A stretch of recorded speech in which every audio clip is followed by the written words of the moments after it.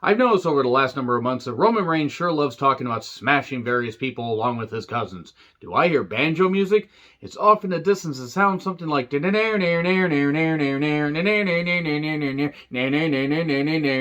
soon he's going to say, "You got a pretty mouth. Acknowledge me. Hoorah!" I'm John Renton with my review WWE Smackdown from the Mohegan Sun Arena in Wilkes-Barre, Pennsylvania. I think that's how that's said. I don't really fucking care. No offense to anybody from Wilkes-Barre, Pennsylvania that happens to be watching this, all 5 of you perhaps.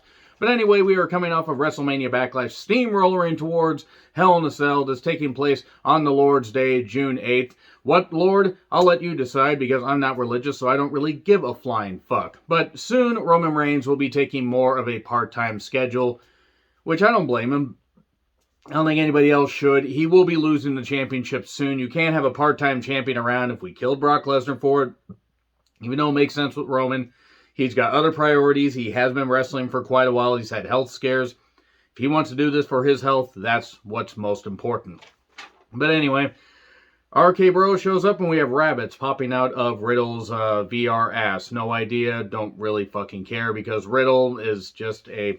He's like RVD without the interesting promos. He's just there being a high dude bro and also pretty good in the ring, but also an idiot. So anyway, it's same as it ever was, same as it ever was. Sami Zayn shows up in a Bloodline shirt, and RK Bro kind of joke about him and say, "Oh, Samoan Sami." And in fact, it's like, "I'm going to call you Rusty because you're the color of rust." It's like, he does look like a Rusty. Hopefully not a rusty trombone. Do not Google that, for the love of God. Don't you Google that.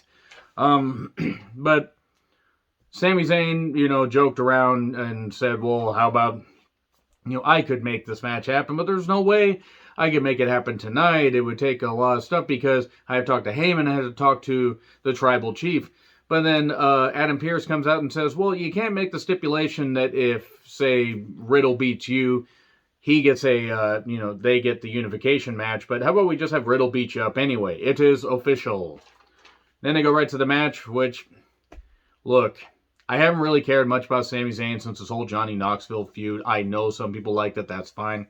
Sami does great charity work, but it's the same shit. It just is. He's good at being a sniveling heel and a conniving jackass, but I don't care. Riddle won with the bro Derek.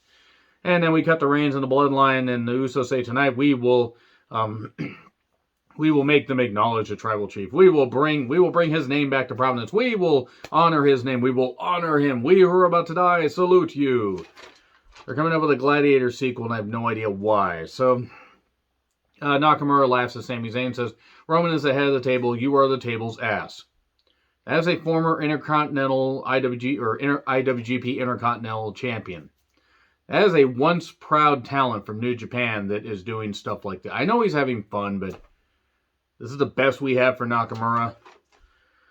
Rousey the Raccoon shows up, refusing to pay trans, but also celebrating her title win. Somebody tried to throw a hook at her, and she instantly denied that it took place.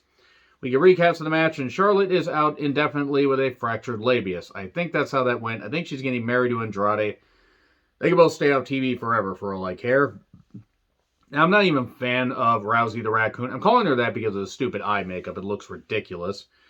An open challenge tonight. Here's Raquel Rodriguez. Great, we get Raquel, I Want to Build a Wall Rodriguez, and Ronda, Let Me Point Out These Sandy Hook Conspiracy Videos, Rousey. I know some people can change over the years, but Rousey has pretty much just proven that she is really, really good as far as being an athlete, and that's really it. She doesn't have anything going on upstairs. They had a match that wasn't bad. It was quick, there were a few decent moves, and Rousey won with a roll-up. Not a bad showcase for Raquel. She's miscast as a face. Rousey is definitely miscast as a face because nobody really cares for Rousey. Then Shotzi was arguing backstage saying, "Raquel pushed me out of the way and took my spot." And then Aaliyah says, "Well, you locked me in the room so you could take that spot." Shotzi could be something. Aaliyah is about what she will ever be, which is mid-card at best. This is how you're utilizing your women. Kayla was in the ring. And Madcap Moss has emojis, thumb up emojis and smiling emojis for his 3D graphics. And then we go to Backlash recaps. He talked about making a team with Sasha called Madcap Boss. I'm ashamed to admit that I laughed at that. What I didn't laugh at was, well, the dubbed-in crowd noise, and then also he wants titles, or he wants to win the Money in the Bank, possibly. He wants title shots. And Corbin hits him from behind with a chair. Kayla screams. Good job reacting there, Kayla, even though you should have been able to see the 6'8" bald man right behind you, or right near you. Puts a chair on his throat, puts a trophy on the chair, and oh my god, Madcap Moss is being taken to a local medical facility for neck injuries and anal bleeding. What? Wow. Stretcher job. This means this feud's going to continue. It shouldn't have even gone to WrestleMania Backlash. Should have blown this off like the week after Moss turned, because nobody cared about this feud. If you did, that's fine. Sasha and Naomi took on Shayna and Natty. In a women's tag team championship match, the crowd got up for this. Naomi sold her arm, and there was some good action here, and eventually, the most devastating maneuver in all professional wrestling, the surprise roll-up, 1, 2, 3. And Sasha and Naomi got the victory. Okay. I mean, whatever. Was what it was. I don't know why wrestlers just don't go for the roll-up, especially in WWE, because it's astonishing how many matches end by a roll-up. It's not always protecting people. It's just a lazy finish. So then Gulak is talking to Ricochet about his recent woes, and Ricochet said, well, if I gave up, I wouldn't have the Intercontinental Championship. And Gulak's like, you know what, you're right. Next time I'm going to put Walter Gunther in his place. And he goes around the corner, walks at least 50 feet, and Walter and Kaiser are right there, and Kaiser says, you were going to do what? Were you able to hear that? Was there no other noise going on backstage? Whatever. Walter pushes him up against the door, chops him after ripping his shirt, and that's it.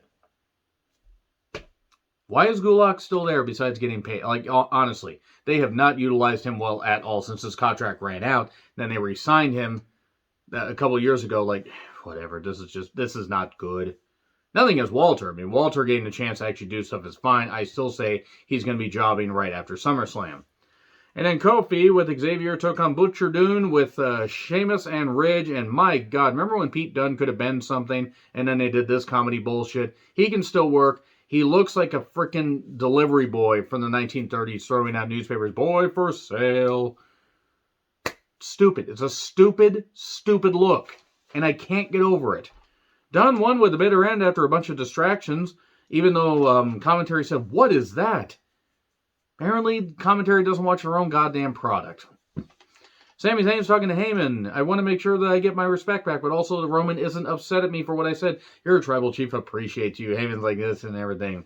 Then the bloodline comes out. The entrance took 15 years. We've smashed everyone. We smashed them all. And here's RK Bro to get an answer from the Usos. Riddle talks way too much. Talks about reaching for something beside his bed. Don't even want to fucking know. They're going to get the unification match at Hell in a Cell. Oh no, it's going to be next week. And then Riddle knees Reigns in the face. That's it. Okay. Are we going to get Riddle versus Reigns possibly at the pay-per-view? Not at Hell in a Cell. They might try to extend that out till Money in the Bank.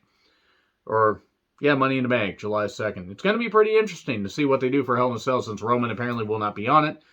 But it is what it is. Let me know your thoughts in the comments. Like, share, subscribe, Twitter handle in the description. I'm John Rentlin. I'll see you soon.